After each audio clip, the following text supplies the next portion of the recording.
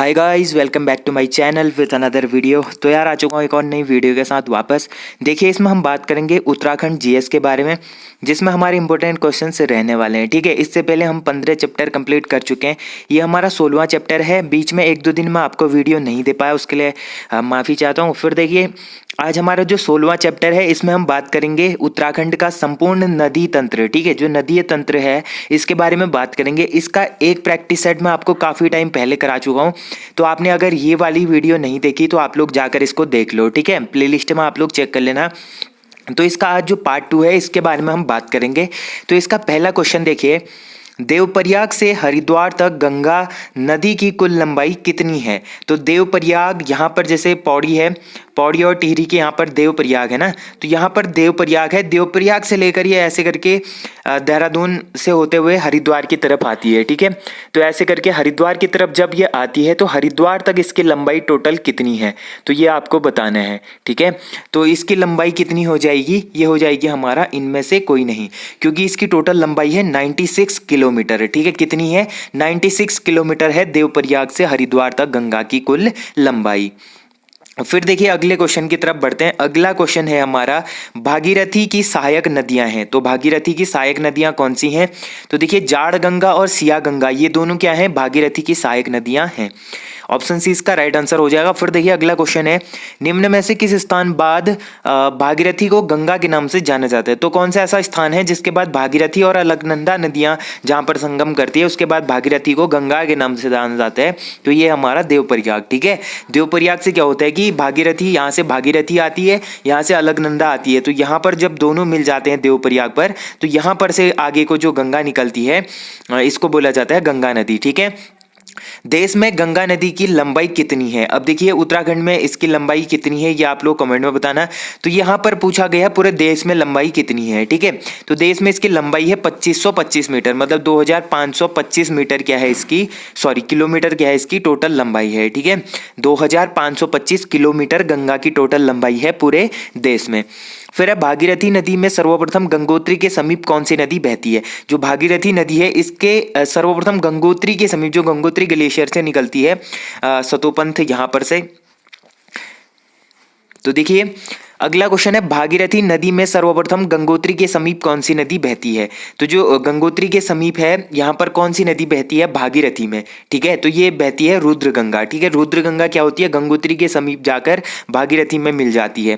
फिर अगला क्वेश्चन है, गंगोत्री के समीप भैरव घाटी में भागीरथी में कौन सी नदी मिलती है? तो गंगोत्री के समीप जो भैरव घाटी है, भैरव घाटी में भागीरथी से कौन सी नदी मिलती है? तो ये मिलती है जाड़ गंगा। ठीक है, फिर है, निम्न में से किस स्थान में 80 गंगा भागीरथी नदी से मिलती है? तो कौन से स्थान पर जो 80 गंगा है, इसमें क्या होती है? भागीरथी नदी इसमें मिल जाती है। ठीक है, मतलब ये 80 गंगा भागीरथी नदी में मिल जाती है, तो ये मिलती है गंगोरी। ठीक है, गंगोरी नामक एक स्थान पर। फिर है, चंद्रबदनी गाड़ एवं वरुणा गाड़ किसकी सहायक नदियां हैं? तो ये जो चंद्रबदनी गाड़ है और वरुणा गाड़ है, ये सारी किसकी सहायक नदियां हैं? भागीरथी की सहायक नदियां हैं। ठीक है, फिर है, नीचे दिए गए युग्मों का सही युग्म को चयन कीजिए। इनमें से सही युग्म का चयन हमें करना है। तो देखिए, भागीरथी एवं आकाश गंगा का संगम गोमुख में होता है, तो ये सत्य है।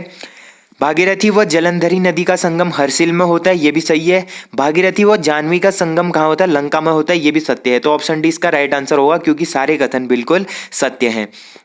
फिर अगला क्वेश्चन है, भागीरथी एवं भिलंगना नदी के संगम पर कौन सा बांध बना है? तो ये काफी इंपॉर्टेंट क्वेश्चन है। भागीरथी और भिलंगना नदी का जहां पर संगम होता है, तो वहां पर एक बांध बनाया गया है जिसको बोलते हैं टिहरी बांध। ठीक है, जिसकी ऊंचाई कितनी है? 260.5 मीटर, और ये भारत का सबसे ऊंचा बांध है। ठीक है, फिर अगला क्वेश्चन है, भागीरथी सास एवं अलकनंदा बहू के रूप में किस स्थान पर मिलती है? तो ये मिलती है देवप्रयाग में। ठीक है, फिर है, रुद्रप्रयाग के मध्यांचल श्रेणी से किस नदी का उद्गम होता है? जो रुद्रप्रयाग है, यहाँ का जो मध्यांचल श्रेणी है, यहाँ से किस नदी का संगम होता है? तो ये होता है हमारा इनमें से कोई नहीं।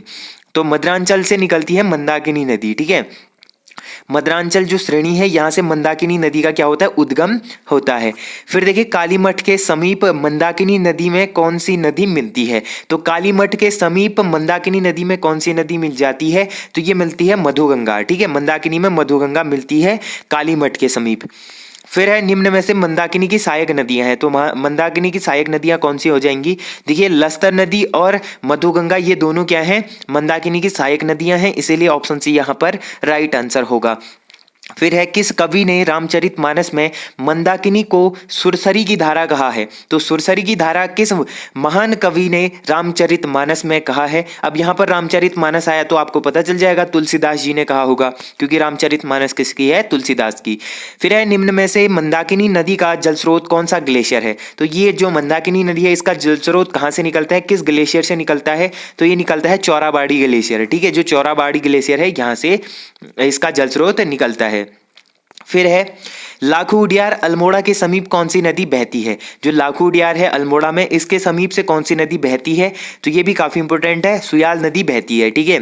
फिर है निम्न में से पनार नदी किन जिलों का सीमांकन करती है?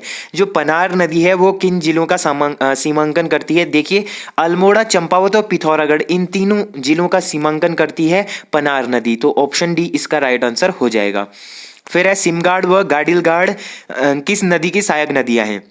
जो सिमगाड़ है वो गाडगिलगाड़ है, ये किस नदी की सहायक नदियां हैं? तो ये हो जाएंगी हमारा पनार नदी की, ठीक है, पनार नदी की सहायक नदियां हैं ये तीनों।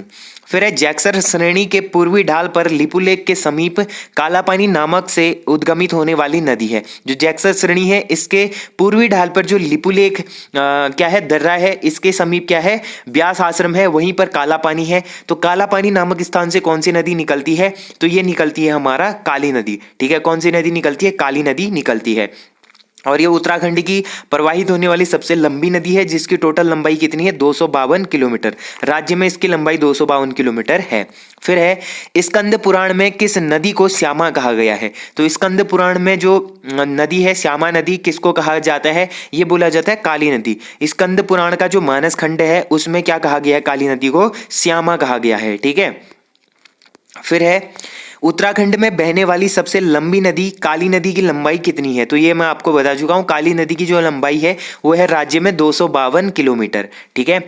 फिर है पूर्वी धौलीगंगा किस नदी की सहायक नदी है? जो पूर्वी धौलीगंगा है यह है काली नदी की सहायक नदी। फिर देखिए काली एवं गौरी नदी का संगम स्थान कौन सा है? तो काली एवं गौरी नदी का संगम स्थान कौन सा है? यह हो जाएगा हमारा जौलजीबी, ठीक है। जौलजीबी पर काली एवं गौरी नदी का संगम होता है और यहीं पर जौलजीबी मेले का आयोजन भी होता है, ठीक है। यहाँ पर हर साल क्या लगता है? नवंबर के महीने में जौलजीबी का मेला भी लगता है। फिर देखिए खेला नामक स्थान पर किन दो नदियों का संगम होता है? जो खेला नामक एक स्थान है यहाँ पर किन दो नदियों का संगम होता है? तो काली और पूर्वी धौलीगंगा जो है इसका संगम होता है खेला नामक जगह पर। फिर अगला क्वेश्चन देखिए आगे हम बात करते हैं गौरी गंगा का उद्गम किस हिमनद से होता है? जो गौरी गंगा है इसका उद्गम किस हिमनद से होता है? तो ये होता है हमारा मिलम हिमनद से, ठीक है। जो मिलम ग्लेशियर है यहाँ से निकलती है गौरी गंगा। फिर है पौराणिक रूप से किस नदी का जल पवित्र नहीं माना गया है? तो अपवित्र किस नदी का जल माना जाता है? ये माना जाता है काली नदी का, ठीक है। काली नदी का जल अपवित्र माना जाता है और जो सरयू नदी है सरयू नदी का जल पवित्र माना जाता है राज्य में, ठीक है। उत्तराखंड की वह अंतिम नदी जो काली नदी की सहायक नदी है, तो उत्तराखंड की अंतिम नदी जो काली की सहायक नदी है वो है लधिया नदी, ठीक है। लधिया नदी क्या है? काली की सहायक है और उत्तराखंड की अंतिम नदी है। फिर है पूर्वी रामगंगा का उद्गम स्थान है। जो पूर्वी रामगंगा है ये कहाँ से निकलती है? ये निकलती है नामिक व पॉन्टिंग हिमनद से, ठीक है। नामिक और जो पॉन्टिंग ग्लेशियर है यहाँ से निकलती है पूर्वी रामगंगा।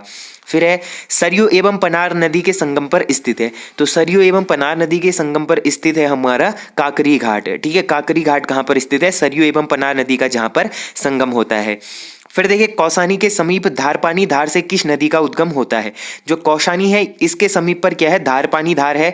यहाँ पर से किस नदी का मतलब उद्गम होता है? तो ये होता है हमारा कोशी नदी का, ठीक है। कोशी नदी का उद्गम होता है कौसानी के समीप धारपानी धार से। फिर अगला क्वेश्चन है कोसी नदी के तट पर स्थित स्थल है। तो कोसी नदी के तट पर स्थित स्थल कौन सा होगा?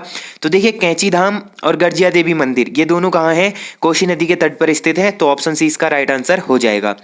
फिर अगला क्वेश्चन देखिए कुमाऊं में किस नदी घाटी को धान का कटोरा कहा जाता है? तो कुमाऊं में कौन सी ऐसी नदी है जिसको धान का कटोरा बोला जाता है?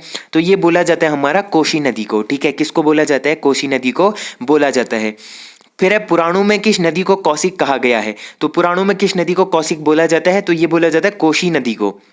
फिर है काली नदी को सर्वाधिक जलराशि देने वाली नदी है। तो काली नदी को सर्वाधिक जलराशि कौन सी नदी देती है? तो ये देती है सरयू नदी। फिर अगला क्वेश्चन है कुमाऊं की सबसे पवित्र नदी मानी जाती है।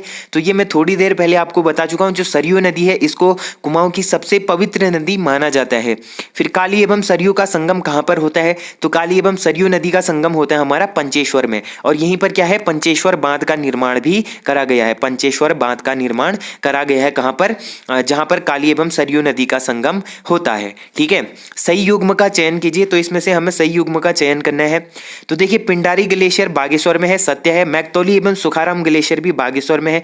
कफनी ग्लेशियर भी बागेश्वर में है। तो उपयुक्त सभी कथन क्या है? बिल्कुल सत्य है, क्योंकि ये सारे ग्लेशियर कहाँ हैं? बागेश्वर में स्थित हैं। प्रसिद्ध कौशानी किन दो नदियों के संगम पर स्थित है? जो कौसानी शहर है ये किन दो नदियों के संगम पर स्थित है? तो ये होगा हमारा इनमें से कोई नहीं। फिर अगला क्वेश्चन देखिए, नैनीताल के पहाड़ पानी नामक स्थान से निकलने वाली नदी है। तो नैनीताल के पहाड़ पानी नामक स्थान से निकलने वाली नदी कौन सी हो जाएगी? ये हो जाएगी हमारा गौला नदी। ठीक है, गौला नदी निकलती है नैनीताल के पहाड़ पानी से। रामनगर किस नदी के किनारे स्थित है? तो रामनगर स्थित है हमारा कोसी नदी के किनारे। काशीपुर में तुमड़िया डैम किस नदी पर बना है? तो काशीपुर में तुमड़िया डैम बना है फिकरा नदी पर। जो फिकरा नदी है यहाँ पर बना है तुमड़िया डैम। फिर है निम्न में से घुमा नदी के तट पर बसा शहर है या नगर है? तो घुमा नदी के तट पर बसा नगर कौन सा होगा? ये हो जाएगा हमारा बाजपुर। ये कहाँ पड़ता है? उधम सिंह नगर में। ठीक है, फिर है यमुना नदी का उद्गम किस स्थान से होता है? तो यमुना नदी का उद्गम स्थान होता है हमारा यमुनोत्री कांठा। ठीक है, यमुनोत्री कांठा उत्तरकाशी से होता है। ठीक है, यमुना नदी का।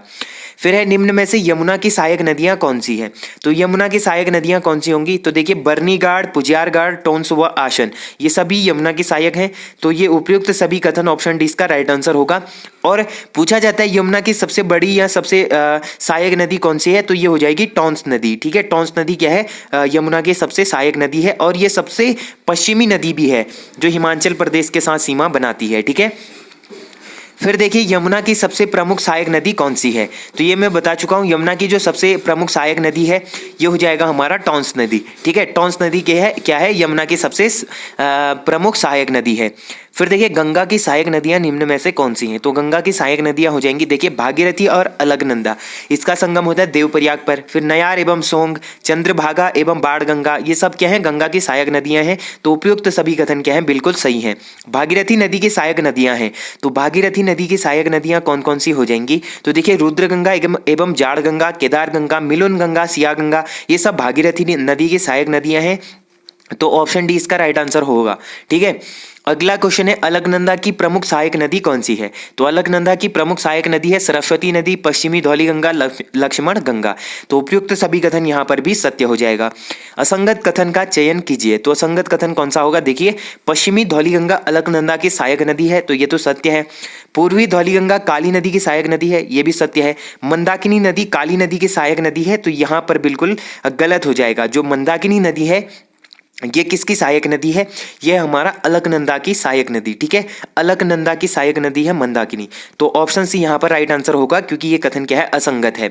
तो ये थे गाइस आज के 50+ इंपोर्टेंट क्वेश्चंस, जिसमें हमने संपूर्ण नदी तंत्रों के बारे में देखा। इसका एक पार्ट मैं पहले ही करा चुका हूँ, उसको आप लोग प्लेलिस्ट में जाके चेक कर सकते हैं।